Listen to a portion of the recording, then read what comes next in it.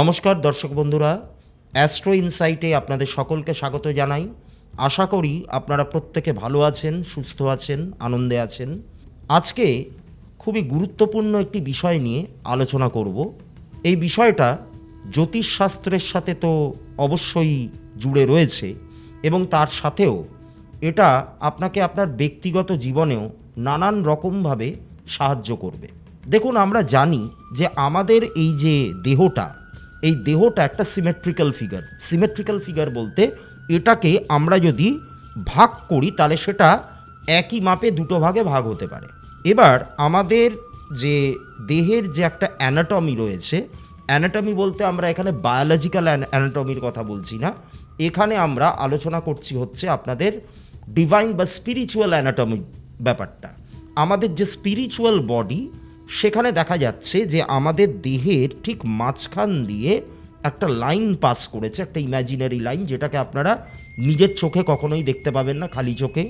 এমনকি আমরা যদি একটা সার্জারি করি, এন্টায়ার বডিটার যদি একটা কাটা ছেঁড়া করি, তাহলেও কিন্তু এই রেখাটা দেখা যায় না। এইটাকে আমরা বলছি হচ্ছে সুষুম্না কাণ্ড বা সুষুম্না নাড়ি। এবার সুষুম্না নাড়ির একদিক হচ্ছে ইড়া, আরেক দিক হচ্ছে পিঙ্গলা, অর্থাৎ চন্দ্রের দিক এবং সূর্যের দিক। সূর্য হচ্ছে জীবনী শক্তি, চন্দ্র হচ্ছে মৃত্যু, এটা আমরা জানি। এইবারে এই যে সুষুম্না কাণ্ড যেটা, এইটার ওপরে আমাদের কিন্তু 7টা চক্র অ্যালাইন্ড হয়ে রয়েছে। মূলাধার থেকে শুরু হচ্ছে এবং সহস্রারে গিয়ে শেষ হচ্ছে। এবার এই যে চক্র, এই চক্রগুলোর ভূমিকা বা চক্রগুলোর গুরুত্ব, এটা কিন্তু অপরিসীম, মানে মারাত্মক রকমের একটা গুরুত্ব কিন্তু আমাদের জীবনে এই চক্রগুলো প্লে করে। দেখবেন যারা তন্ত্র সাধনা করে মূলত, তারা কিন্তু এই চক্র সাধনাও করছে, তাদের গুরুর সাহায্য নিয়ে বা গাইডেন্স নিয়ে তারা কিন্তু চক্র সাধনাও করছে। এবার আমি আজকে তন্ত্রের দিক নিয়ে কোনো রকম আলোচনা করব না, কারণ সেই ধৃষ্টতা আমি দেখাতে পারবো না, কারণ আমি কোনো তান্ত্রিক নই। সেই ব্যাপারে বলার অধিকার আমার নেই, সেই জ্ঞানও আমার নেই। কিন্তু মূলাধার চক্র, মানে এই যে 7টা চক্র, আমি প্রত্যেকটা চক্র নিয়েই আলাদা আলাদা ভিডিওতে আলোচনা করব। কিন্তু আজকে আমাদের মূল বিষয় হচ্ছে মূলাধার চক্রকে ব্যালেন্স করতে গেলে কি করতে হয়, তার কিছু মানে সহজ উপায় আমি আপনাদেরকে বলে দেব, যেগুলো আপনারা গুরু দীক্ষা ছাড়াও করতে পারবেন। তন্ত্রের কোনো দরকার পড়বে না, এটা আপনারা এমনিই করতে পারবেন। দেখুন, মূলাধার চক্রকে ইংরেজিতে আমরা বলে থাকি রুট চাকরা। এবার রুট মানে কি? রুট মানে হচ্ছে মূল। দেখবেন গাছের শিকড়কে আমরা মূল বলি, সেই মূল থেকেই কিন্তু মূলাধার কথাটা এসছে। অর্থাৎ আমাদের শরীরের বা আমাদের এই যে জীবনের যে ফাউন্ডেশনটা, সেটাই কিন্তু মূলাধার চক্রের মধ্যে রয়েছে। অর্থাৎ আমাদের এই যে ইচ্ছা শক্তি, জীবনী শক্তি, প্রাণ শক্তি, এই যে অসম্ভব রকমের একটা এনার্জি, এই যে কাজ করছি, কাজ করার মধ্যে যে একটা উদ্যম, কোনো জিনিস করতে গেলে যে একটা কি বলবো, একটা প্রচণ্ড রকমের, হিন্দিতে যেটাকে আমরা বলি জোশ দরকার পড়ে, সেই প্রত্যেকটা জিনিস কিন্তু স্টোর থাকে আমাদের মূলাধার চক্রের মধ্যে। এবার এইটাকে অ্যাক্টিভেট করতে হয় বা এটাকে ব্যালেন্স করতে হয়, তাহলে গিয়েই আমাদের লাইফটা কিন্তু নর্মাল হয়ে যায়। কারণ মূলাধার চক্র, এর রং হচ্ছে লাল।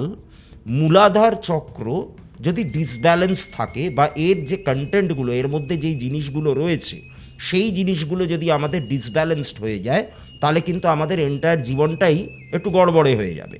মানে ধরুন, কোনো কাজে আপনি এনার্জি পাচ্ছেন না, প্রচণ্ড পরিমাণে আপনার ঘুম বেড়ে গেছে, অস্বাভাবিক রকমের আপনার খিদে পাচ্ছে, বারবার করে খেতে চাইছেন, আপনি যখন কোনো কথা বলছেন সেই কথার গুরুত্ব কেউ দিচ্ছে না, সেই কথাগুলোকে সবাই একটু হালকাভাবে নিচ্ছে, সিরিয়াসলি নিচ্ছে না।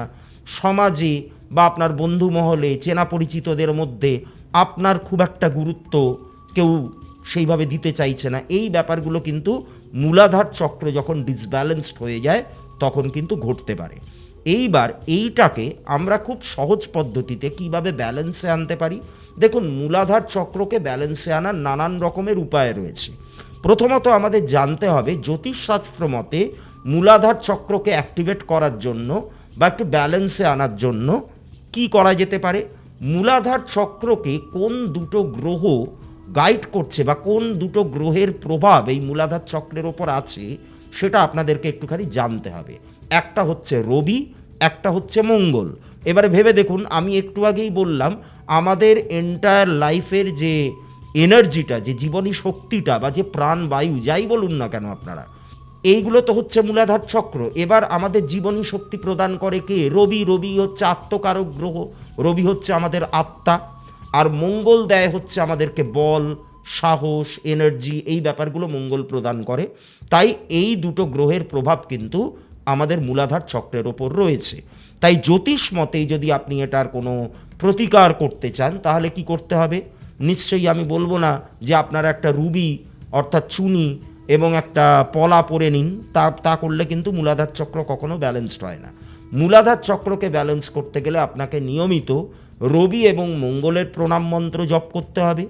রবি প্রণাম মন্ত্র আপনারা সকালবেলায় উঠে শুদ্ধ বস্ত্রে পূব দিকে মুখ করে করবেন এবং রবিকে জলও অর্পণ করতে পারেন। আর মঙ্গলের প্রণাম মন্ত্র আপনারা দিনের যে কোনো সময় করতে পারেন। 3 বার করে করলে খুব ভালো, 108 বার করে করতে পারলে তো আরও ভালো।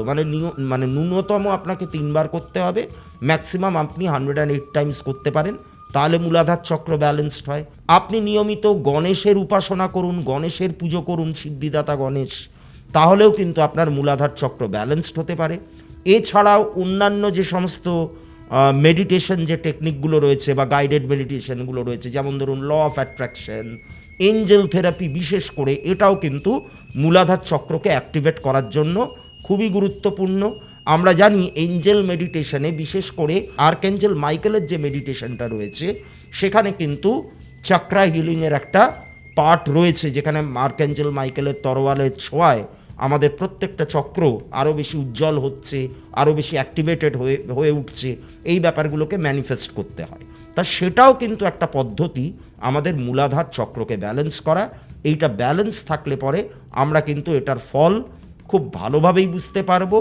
মানে জীবনের প্রতিটা মুহূর্তে, প্রতিটা পদক্ষেপে কিন্তু আমরা এর উপকারিতাটা অনুভব করতে পারবো। তাহলে এই ছিল হচ্ছে আজকে আমাদের আলোচনার বিষয়। আশা করি আপনাদের এই আলোচনাটি খুব ভালো লেগেছে। যদি ভালো লেগে থাকে তাহলে আবার ভিডিওটিকে লাইক করবেন, আমার চ্যানেলটিকে সাবস্ক্রাইব করবেন। যদি আপনারা কোনো কনসালটেশন নিতে চান তাহলে ভিডিওতে দেওয়া নম্বরটিতে আপনারা যোগাযোগ করবেন, হোয়াটসঅ্যাপ করবেন বা কল করবেন। আবারও আগামী বৃহস্পতিবার রাত্রি 9টায় নতুন কোনো একটি বিষয় নিয়ে আপনাদের সামনে উপস্থিত হব। আপনারা প্রত্যেকে ভালো থাকবেন, সুস্থ থাকবেন। নমস্কার।